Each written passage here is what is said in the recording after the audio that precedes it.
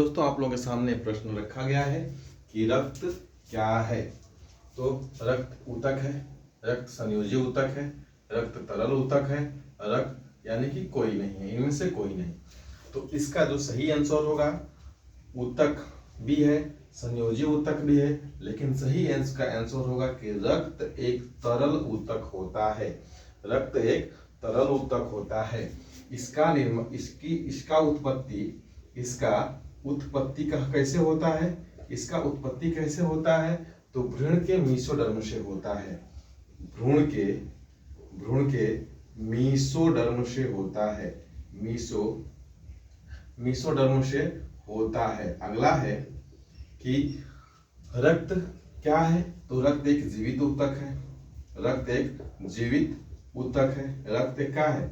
जीवित ऊतक है। दूसरा, यह स्वस्थ मनुष्य में यह 5 से 6 लीटर पाया जाता है। 5 से 6 लीटर पाया जाता है। और यह कहाँ पे? तो यह वाहिनियों में, यानी कि वाहिनियों में बहने वाला द्रव्य है। तीसरा है कि यह गाढ़ा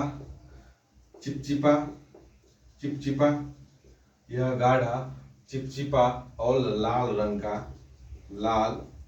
का द्रव्य होता है, द्रव होता है। लाल रंग का क्या होता है? द्रव होता है। वाहिनियों में बहने वाला रक्त क्या है? तरल संयोजी ऊतक है। इसका उत्पत्ति भ्रूण के मेसोडर्म से होता है। यह एक जीवित ऊतक है। स्वस्थ मनुष्य में इसकी जो उपस्थिति होती है 5 से 6 लीटर होती है, और वह वाहिनियों में बहने वाला एक क्या है? द्रव है। और इसका गाढ़ा, चिपचिपा और यह लाल रंग का क्या होता है? द्रव होता है। ठीक है दोस्तों, आगे देखते हैं अगला प्रश्न क्या है। अगला प्रश्न जो है वो है कि जंतुओं में से किसके 3 प्रकोष्ठ वाला हृदय होता है? जंतुओं में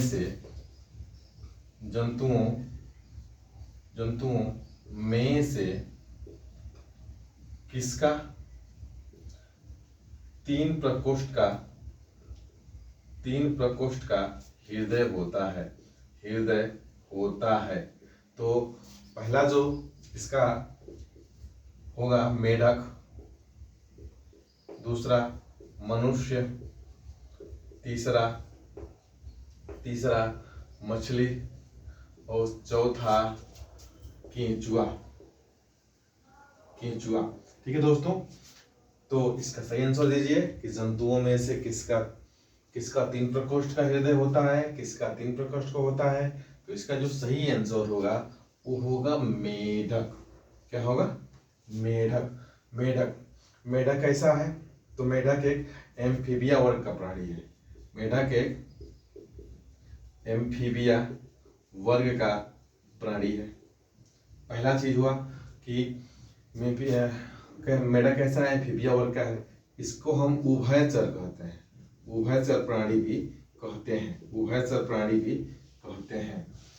ठीक, आगे है कि इसके जो श्वसन होते हैं, इसमें जो श्वसन होते हैं वो त्वचा द्वारा भी होता है, और क्लोम छिद्र द्वारा भी होता है। क्लोम छिद्र द्वारा भी होता है। किसमें? मेढक में जो श्वसन की क्रिया होती है त्वचा और क्लोम छिद्र दोनों द्वारा होती है।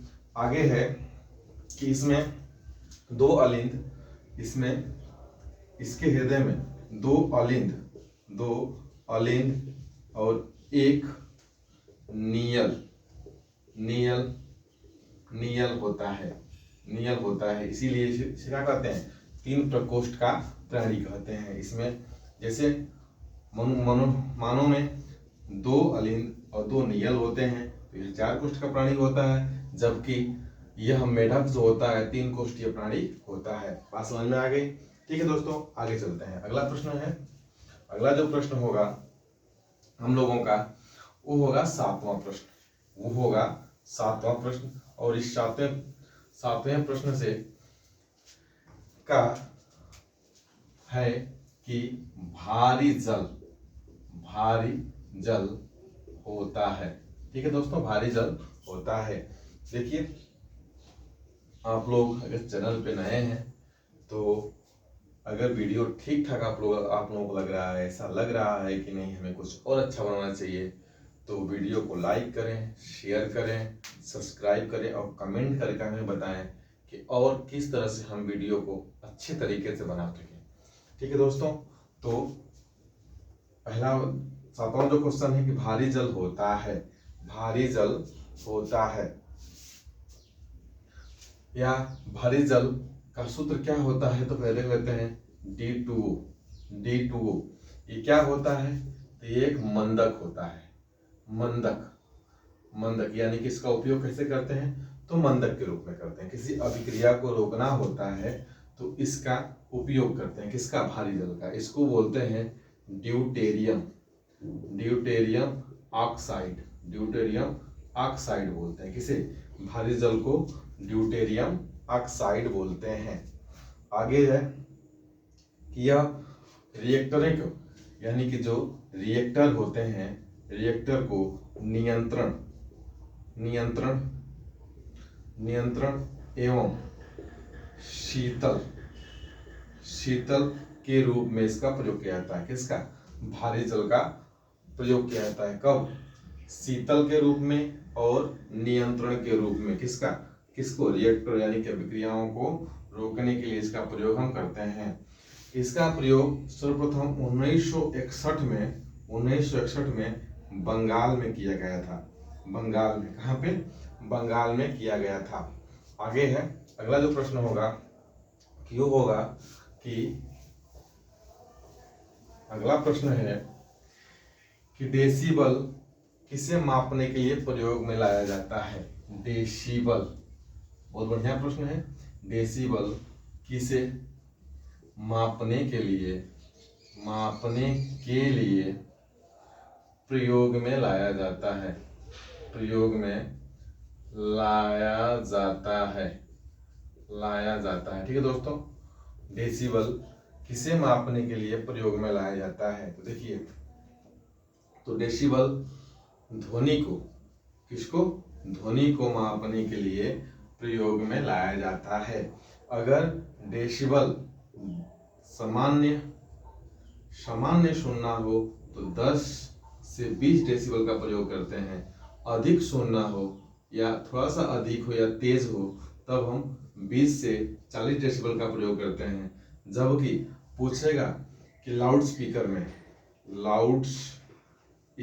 में कितने डेसिबल का प्रयोग करते हैं, तो कितने, 70 डेसिबल का प्रयोग करते हैं। 70 डेसिबल का प्रयोग करते हैं। ठीक है दोस्तों, ध्यान रखिएगा कि सामान्य के लिए कितना, 10 से 20, अधिक के लिए या तेज के लिए 20 से 40 और लाउड स्पीकर में कितने के लिए, 70 डेसिबल का प्रयोग हम करते हैं। अगला जो प्रश्न होगा कि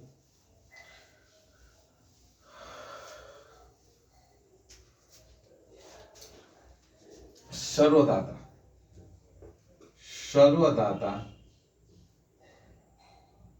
रक्त समूह कौन सा होता है या कौन सा है। पहला जो इसका ऑप्शन होगा ए, दूसरा होगा AB, तीसरा होगा O और चौथा होगा B। ठीक है दोस्तों, तो इसका जो सही आंसर होगा कि सर्वदाता रक्त समूह कौन होता है, तो O होता है। सर्वदाता रक्त समूह कौन होता है, O होता है। AB को सर्वग्राही बोलते हैं। O को सर्वदाता बोलते हैं। इसलिए बोलते हैं कि यह ब्लड किसी भी प्राणी को दिया जा सकता है, क्योंकि O में कोई एंटीजन नहीं होता है। दूसरा चीज कि ब्लड का खोज कब हुआ था या रक्त समूह का खोज कब हुआ था, तो 1801 में। कब, 1801 में कार्ल लैंड स्टीनर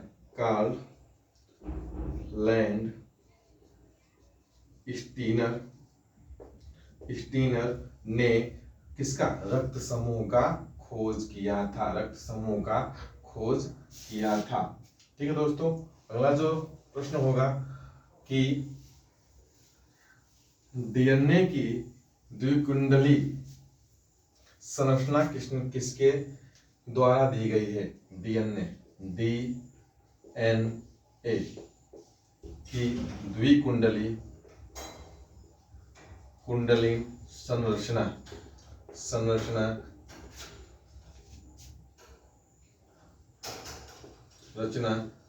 किसके द्वारा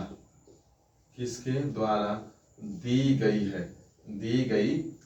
ठीक है दोस्तों, तो DNA की द्विकुंडलीय संरचना वाटसन एवं क्रिक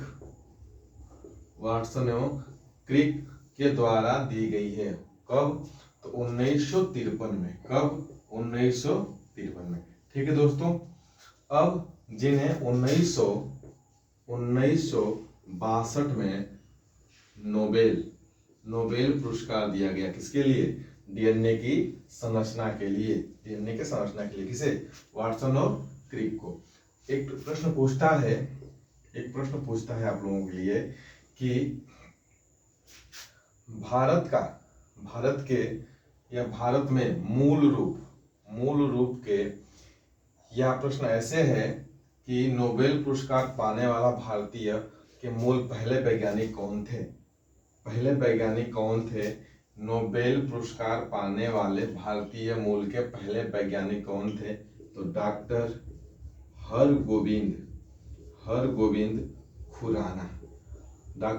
हरगोविंद खुराना को किसमें? विज्ञान के क्षेत्र में, यानी कि पहले वैज्ञानिक थे मूल रूप से भारत के, जिनको कहा दिया गया, नोबेल पुरस्कार दिया गया।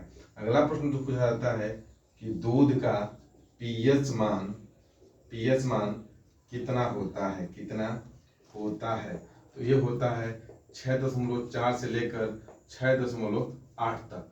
कहीं आपको 6.6 देखने को मिलेगा, तो दोस्तों ये भी सही है, लेकिन अगर ऐसा दिया है तो ये वाला सही है। ठीक है दोस्तों, तो ये प्रश्न आपको कैसे लगे और इन प्रश्नों को क्या आगे हमको बनाना चाहिए, तो हमें प्रोत्साहन करने के लिए कमेंट में जरूर बताएं कि नहीं वीडियो कैसा बन रहा है। धन्यवाद।